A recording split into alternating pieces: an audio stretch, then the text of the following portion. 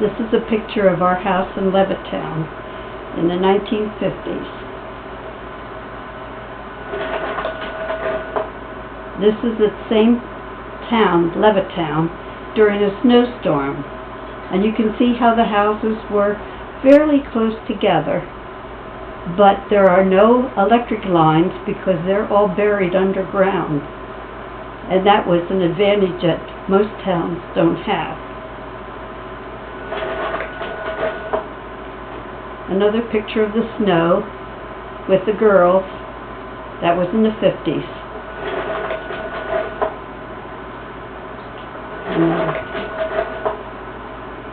This is when we first moved in and they had just planted all the trees, you can see, and the lawn. This is a map of Levittown, the way it was laid out. It was laid out with each section being enclosed in itself, and there were roads that didn't open up, so it was a nice place for children to play. Each section had a green area where there may be a stream running through or a wooded area where children could go and play. Plus they had swimming pools strategically located so that any child could walk to the swimming pool, have swimming lessons, and the whole family could join. I think it may have been $15 back in the 1950s to belong. Each section had schools so that most of the children could walk to the school from wherever they lived for elementary. Junior high and high school, they had to be bused. It was a great place for children to grow up. They had many friends of different religions. There were Jewish people in our section, as well as Catholic and Protestants. Oh, the inside of the house was great because we had a pink kitchen in our house, and all the houses in Cobalt Ridge, which was the section we lived in, had pink kitchens. We had a pink stove, a pink dishwasher, a pink refrigerator, a pink washer, and the cabinets were pink.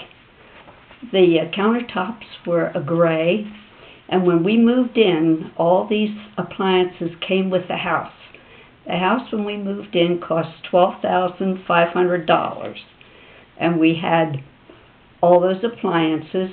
We had 2 bedrooms and a bath downstairs. Upstairs we had a large playroom and another bath and a bedroom. So there was plenty of room, and we had a garage. And all the heat was in the floor of the house. There were pipes running through the floor. Upstairs there were radiators, but that made the floor nice and warm. So when the children would come in from playing in the snow, they would take their coats and boots off, and I had an old bedspread on the floor, and that warm floor would dry out their boots and their snowsuits, and they could go out and play again in the afternoon. all the sections had roads that started with the... Yes, all the sections, for example, Cobalt Ridge, every road in there started with a C. Red Rose Gate, all the roads started with an R.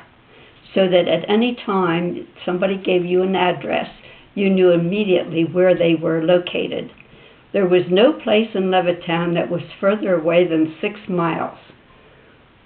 So it was enclosed in a large area of which had been farmland, and they developed it into Levittown.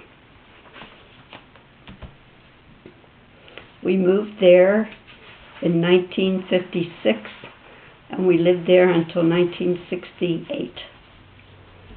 Yes, the fixtures in the bathroom downstairs were blue, and the fixtures upstairs were pink in the bathroom. They had ceramic tile around the tubs. They both had tubs and showers. They were a full bathroom. And the large playroom gave the children lots of space to have their toys. But no basement. There was no basement, no. We had storage above the garage, in the upper part of the garage. There was storage made. And we put a dryer out in the garage. When we moved in, along with the house, we've got 2 fruit trees, a peach tree, and a pear tree. We had shrubs. The landscaping was all done with grass planted, and that all came with the house. It wasn't anything extra. It was a great way. And there were sidewalks everywhere. Yes, everywhere there were sidewalks. The children could walk anywhere. They could walk to the pools to swim in the summertime, and they were well taken care of. You could ride your bike anywhere. Yeah. Extremely safe. Yes. Because I walked to kindergarten, or first grade. I know I walked to my school, and by Walter myself, Miller. with nobody with me. And Yeah. the school was about a mile away. Very safe. Didn't have crimes at all. No, it was very safe. To live there, you really had to have a car because the grocery stores were not within walking distance. So Yeah, you had we had to drive to the grocery store. But we did have milk delivery. The milkman would come to the house, and you had a box outside your house, and he would put in there whatever you normally got. If you want anything extra, you put a note in the box, and he would have butter or cream or any type of milk that you wanted. We also had a bread man that came around, and he had cakes and pies and breads. And we had a Charlie Chips man who came around with potato chips and pretzels. And we had an ice cream man. Oh, yeah, in the summertime we had ice cream trucks that came through the area, dinging their bells, and the kids all ran outside to get some ice cream. We had garbage pickup, and those men came twice a week. And was there any charge for the garbage pickup? I'm trying to think. I don't think there was. That must have been within our taxes. But it was a very reasonable place to live at that time. There was plenty of activities for the children. We had Girl Scouts and Boy Scouts and brownies and churches and church activities. So there was lots to do, and we were very busy. There were indoor pools. In the schools had indoor pools, yes. And the girls belonged to 2 swimming teams. And in the summertime, we just went from one swim meet to another.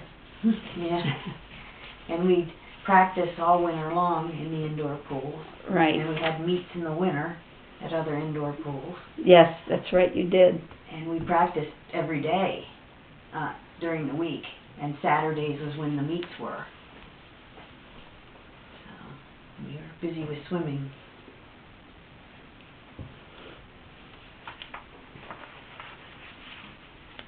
That's about it, I think.